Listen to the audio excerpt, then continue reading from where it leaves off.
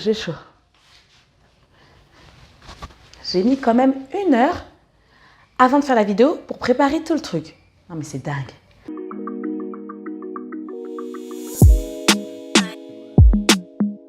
Hello la famille, bienvenue sur ma chaîne Tangelaz. Aujourd'hui, je vais essayer de répondre à une question qu'on me pose souvent, qui est comment je fais pour être épanouie en tant que femme, épouse et mère.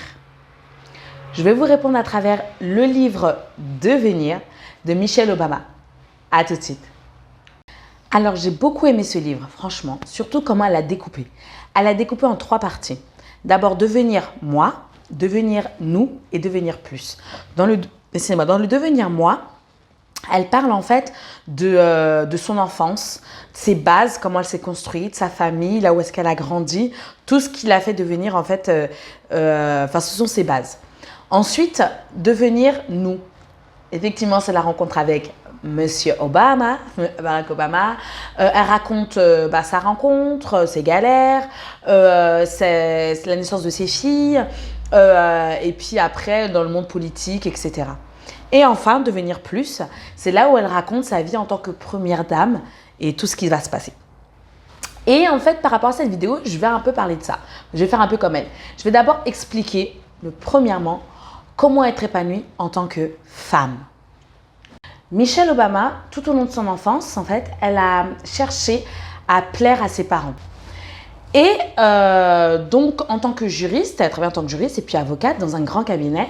Là, Barack Obama vient dans son cabinet et il est son stagiaire et elle doit le former. Et là, en fréquentant en fait Barack Obama, elle se rend compte qu'en fait, ce type avait une grosse vision, une cause. Il était passionné dans ce qu'il faisait. Il se réveillait le matin. Il savait même, en fait, dans sa tête, même pourquoi il voulait être avocat, pourquoi il faisait tout ça. Il avait vraiment une cause. Même en sortant de son stage d'avocat, il allait directement après travailler pour sa cause, pour ses ambitions, pour tout cela. En le fréquentant chaque jour, elle se rend compte qu'en fait, cet homme avait vraiment une passion dévorante. Ce qui, elle s'est rendue compte qu'elle n'avait pas de passion. Elle n'avait pas de cause, qu'elle n'avait pas tout ça en fait elle se sentait pas heureuse ni épanouie. Sachant que Obama, il avait des tonnes de boulot, pas mal de choses à faire à côté, mais il était heureux dans ce qu'il faisait. Mais elle n'était pas heureuse. Jusqu'au jour où elle est confrontée à la mort de sa meilleure amie, sa meilleure amie était son inverse. Une femme qui aimait la vie, qui faisait ce qu'elle a envie de faire, qui décidait, mais elle était vraiment épanouie. Chaque seconde, chaque chose qu'elle faisait, elle le faisait pour elle. Et elle la comprenait jamais. Et le jour où elle est décédée à l'âge de 27 ans, vraiment, ça l'a chamboulée. Et elle s'est dit, mais purée, mais elle a commencé vraiment à se remettre en question en disant, mais attends, elle est épanouie et moi, je suis là vivante. Elle était épanouie, elle avait tout, et elle est partie jeune.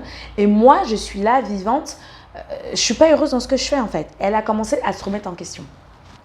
Plus elle fréquentait Obama et plus elle a commencé à se trouver, à se chercher. Et donc à se trouver. Mais elle avait quand même la pression un peu de sa mère et de son père, surtout de sa mère qui ne comprenait pas pourquoi elle n'était pas épanouie, sachant qu'elle gagnait bien sa vie, qu'elle était tout ça, et tout ce qui comptait, c'était un peu ramener en fait, on va dire, l'argent dans ce qu'elle faisait, l'argent dans la famille. Mais elle était vraiment pas heureuse. Jusqu'au jour où elle est confrontée au décès de son père. Son père qui était très proche de lui. Et vraiment son modèle, son pilier. Et lorsqu'il est décédé, elle a pris une décision. Elle s'est dit non, là stop. Je ne peux plus continuer dans ce cabinet pourtant qui elle rapportait beaucoup, mais elle n'était pas du tout heureuse. Elle n'avançait pas. Elle ne le faisait pas pour sa cause. Elle a tout stoppé et elle a changé de métier. Elle a pas changé de métier, oui, elle a changé de travail, changé de poste, quitte à même réduire son salaire, mais elle avait envie de faire quelque chose où elle se trouvait, où elle s'aimait, là où elle était vraiment épanouie.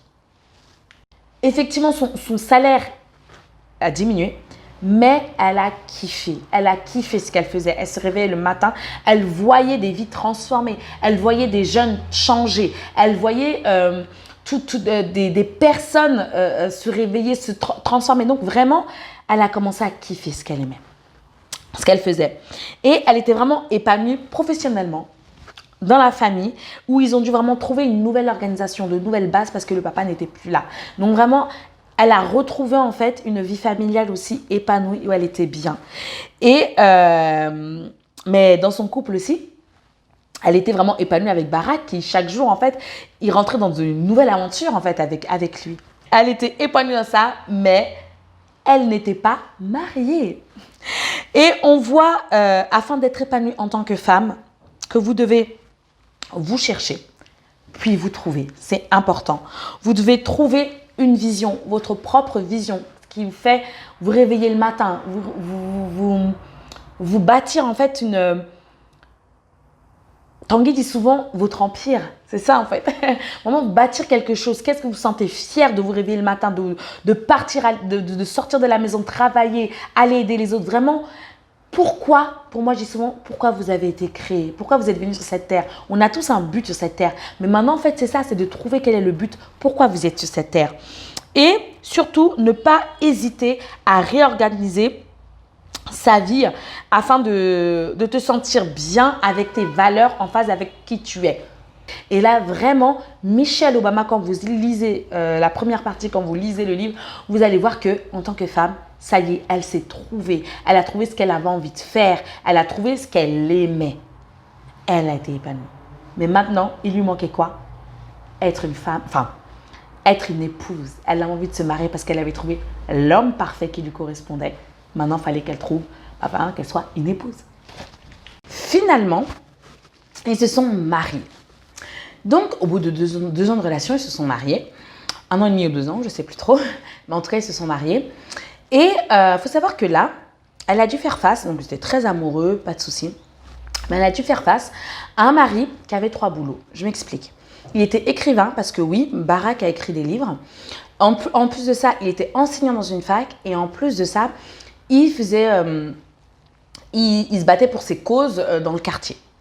Et elle aussi qui travaillait à temps plein, et elle aussi avait ses causes dans le quartier. Donc ils étaient tous les deux à peu près pareil, les mêmes choses.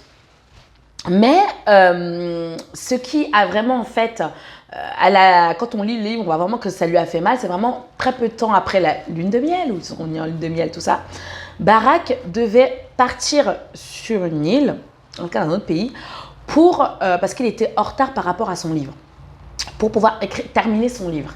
Et donc pendant 1 mois, les filles, je vous dis, toutes celles qui sont mariées, pendant 1 mois, tu viens d'avoir la bague au doigt, pendant 1 mois, ton mari te laisse, va dans une autre île, s'isole, pour écrire son livre et le terminer. Donc pendant 1 mois, elle a dû faire face, toute seule, il n'y a pas d'enfant encore, elle continue à faire sa vie, mais pendant 1 mois, Barak n'était pas là.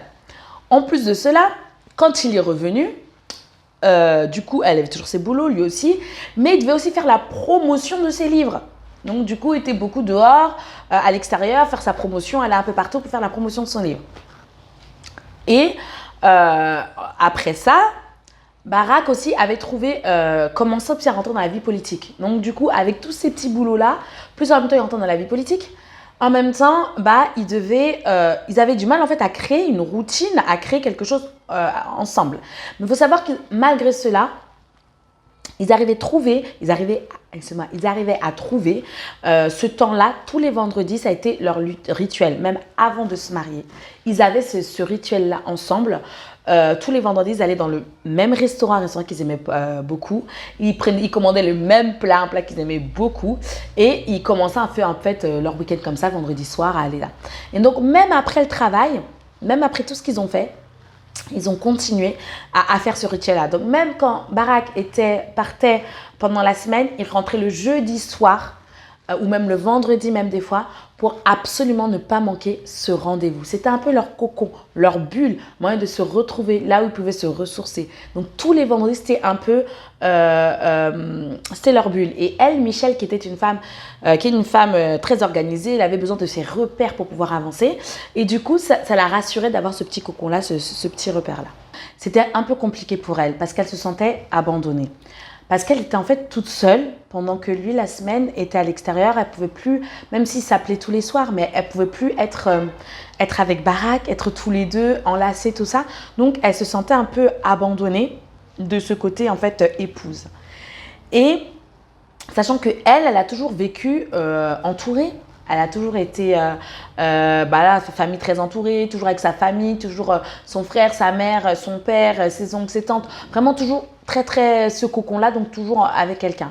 Barak, lui, non. Barak a été élevé par une mère célibataire et elle l'a élevé, puis aussi avec sa grand-mère. Et souvent, sa mère, elle aussi, elle travaillait, médecin, tout ça et tout. Elle travaille, donc c'était un peu difficile. Et du coup, il avait l'habitude un peu d'être seul, entre guillemets. Mais elle, non. Donc, c'était vraiment un clash. Vraiment, c'était un clash. Et donc, elle était frustrée. Elle avait une grosse frustration. Elle se sentait vraiment abandonnée. Elle n'était pas heureuse. Elle ne se sentait pas bien à sa place. Et pourtant, elle était épanouie professionnellement. Mais pas au niveau de sa vie d'épouse. Du coup, elle a décidé d'aller voir un conseiller conjugal. Et oui, elle est partie voir un conseiller conjugal pour justement sauver son couple. Parce qu'elle a entendu beaucoup de personnes qui disaient « mais c'est pas possible », qui lui disaient, les conseillers, les gens à côté, qui disaient « tu vois, regarde comment ton mari, sa vie, comment il mène sa vie, il pense pas à toi, blablabla, plein de choses ». Et même les gens qui disaient « attention, ton mari rentre dans la vie politique, vous deux, ça risque de pas tenir, attends-toi un divorce ». Et elle s'est dit non, elle voulait pas ça, elle voulait pas de ça. Donc, elle s'est dit, je vais aller demander conseil ailleurs auprès d'un conseiller qui lui avait recommandé un ami qui était apparemment bien pour aller discuter avec lui. Et quand elle est partie le voir, mais elle s'était dit, c'est trop marrant, nous les femmes vraiment on est terribles. Elle s'était dit, voilà, le conseiller, il va aller voir en fait, moi j'ai raison, mais que c'est lui. Comme ça, Barak, lui, il va l'entendre, il va aller voir ce que je lui reproche depuis, ce qui va pas être comme ça, il va lui parler. Et quand elle allait voir le conseiller, elle s'est rendue compte qu'en fait, non, ça s'est pas passé comme ça. Effectivement, Barak a pris conscience de pas mal de choses et qu'il a travaillé. Mais surtout, elle, ce qu'elle a appris, et elle en est sortie, mais super grandie. Et effectivement, je vais vous dire ce qui a été dit, parce que, c'est très fort cette phrase. Elle a dit ce qu'elle a appris auprès du conseiller pendant leur rendez-vous. Elle a appris que mon bonheur ne dépend pas de sa faculté à me rendre heureuse. Je répète, mon bonheur ne dépend pas de sa faculté, donc du coup à Barack Obama, à me rendre heureuse. Donc si je souhaite être heureuse dans mon couple, à elle en fait de se lever et de se battre pour rendre ce bonheur possible. J'ai beaucoup aimé. Et elle a appris à chercher justement le bonheur par elle-même, à trouver qu'est-ce qui la rendait heureuse dans ce mariage et ne pas regarder les côtés négatifs, ne pas regarder les côtés qui vont la faire sombrer, mais plutôt à regarder ce qui est positif, à chercher les graines qu'ils avaient plantées ensemble pour ensuite arroser, pour ensuite, comment on appelle ça ? En prendre soin et voir grandir et que ça devienne un arbre à fruits, un arbre à plantes, un arbre, tout ce qu'il faut pour après elle-même extraire de cet arbre de l'huile des fruits. On voit à travers ça qu'elle avait la volonté, qu'elle ne voulait pas que ce mariage soit voué à l'échec. Pourquoi? Parce qu'elle le dit, elle est venue de parents qui étaient mariés jusqu'à la fin, jusqu'à la mort de son père. Ils ont toujours été ensemble et même sa mère ne s'est jamais remariée. Donc, elle a eu ce modèle-là dans sa tête et elle a dit jamais. Donc, c'était ses valeurs, c'était ses racines, c'est sa base, même ses oncles, ses tantes, c'était ses racines, sa base. Elle a dit hors de question que je mette tout ça à la poubelle sans me battre. Et c'est ce qu'elle a fait. Elle est partie se battre. Elle a trouvé un moyen pour justement pour réussir, pour être épanouie dans ce couple. Et vraiment, comme je dis souvent, elle a fait ton pied, mon pied. Là où tu vas, j'irai. Donc, peu importe ce qui va se passer, peu importe si tu vas à des kilomètres, dans tous les cas, toi et moi, mon coco, on a dit oui devant monsieur le maire, devant les pasteurs, devant la famille. On va rester ensemble. J'ai trop aimé. Donc, et même, on verra même qu'après que quand Barack Obama décide de faire campagne en tant que sénateur, même en tant que dans la présidence, elle-même, elle est partie à ses côtés. Elle avait le choix soit de rester, mais elle a pris le choix d'aller avec son mari, de le suivre, de faire les choses. Donc vraiment, on voit en fait son mindset, on voit vraiment sa motivation. Elle était vraiment là, elle a dit je lâche pas. C'est ça, peu importe. Il n'y a pas de divorce, il n'y a pas tout ça dans ma tête. C'est qu'est-ce qu'on peut faire. Chaque situation Ok, il y a des problèmes, mais il y a toujours des solutions. 10 problèmes, 10 solutions. Et c'est ça que j'ai beaucoup aimé. Donc, à travers cette situation-là, on peut voir comment elle a fait pour être épanouie. C'est qu'elle a d'abord, ils ont créé une habitude de couple, une habitude dans une bulle, des repères de couple. C'était pour eux, le vendredi soir, le même restaurant, le même plat. Ils étaient heureux. Pour eux, c'était ça. Fallait avoir une base, une référence pour elle. Et bien, c'était ça, ce vendredi soir. À chaque fois, elle pouvait retrouver son mari. Ensuite, apprendre à rechercher le bonheur par soi-même. Il faut vraiment, nous les femmes, c'est triste à dire, mais on cherche toujours, on se dit, soit on va se marier et lui, mon mari, va me donner le bonheur que je mérite. Non, mes chéris, non, ça ne se passe pas comme ça. Apprenez d'abord à trouver le bonheur toute seule. C'est pour ça que déjà, c'est très important en tant que femme. Si vous avez réussi à trouver le bonheur par vous-même, à être épanouie, bah c'est facile. Il suffit juste de reprendre cette même recette et les mettre dans votre couple et se dire, bah ok, mon mari a ça, ça, ça. Ok, mais moi, je sais ce qui me fait kiffer. Je sais ce qui me fait vibrer. Je sais ce que j'aime. Donc, je vais juste lui transmettre les choses et moi-même, je vais travailler là-dedans. Ça, j'aime ci, ça, j'aime ça. Et voilà.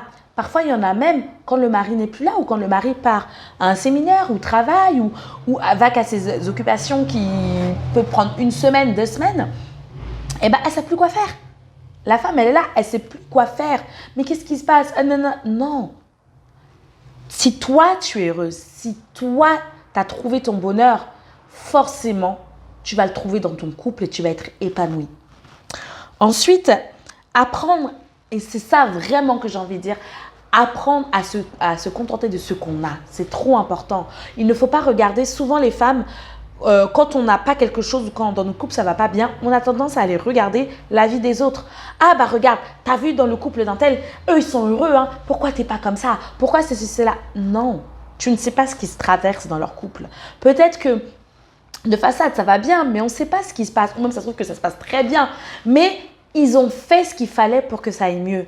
Toi dans ton couple, cherche ce qui peut aller mieux. Cherche, essaie de trouver des méthodes, essaie de faire des mises à jour pour, comment on appelle ça, pour que votre couple aille mieux. Tu n'es pas épanoui aujourd'hui dans ton couple, demande-toi pourquoi.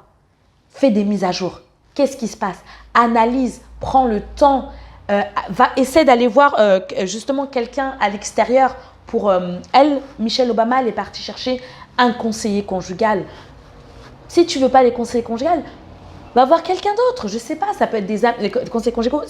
Ça peut être comment on appelle ça, un couple qui vous connaît très bien. Ça peut être, si vous êtes marié à l'église, un pasteur. Ça peut être, enfin, je ne sais pas, il y a tellement de personnes qui peuvent vous conseiller tous les deux, vraiment pour essayer d'avancer, mais ne pensez pas tout de suite au mot divorce. Dans tous les couples, regardez, là, je suis en train de vous parler d'une femme qui a été première dame d'une nation, d'une nation puissante. Elle a eu des problèmes dans son couple et elle n'a pas lâché. Elle allait voir un conseiller conjugal. Donc, il n'y a pas de honte. Il n'y a pas vraiment de honte à aller demander de l'aide. Au contraire, les êtres humains, pour moi, je me dis, on ne peut pas vivre seul. Ce n'est pas possible. On a besoin d'aide, on a besoin de s'entraider, on a besoin d'aller voir les autres. Mais une fois, eux, ils sont là pour te donner un déclic. Peut-être qu'ils ne vont pas apporter la solution, mais ils vont te donner un déclic. Et une fois que tu trouves le déclic, go, fonce, prends le déclic, mets-le en pratique et avance. C'est ça que je voulais te dire, vraiment, être épanouie en tant qu'épouse. Donc, après avoir trouvé cet équilibre en tant que femme, en tant qu'épouse, eh ben, ils ont commencé à chercher, elle avait envie d'être mère. Ils ont commencé à chercher à être parents.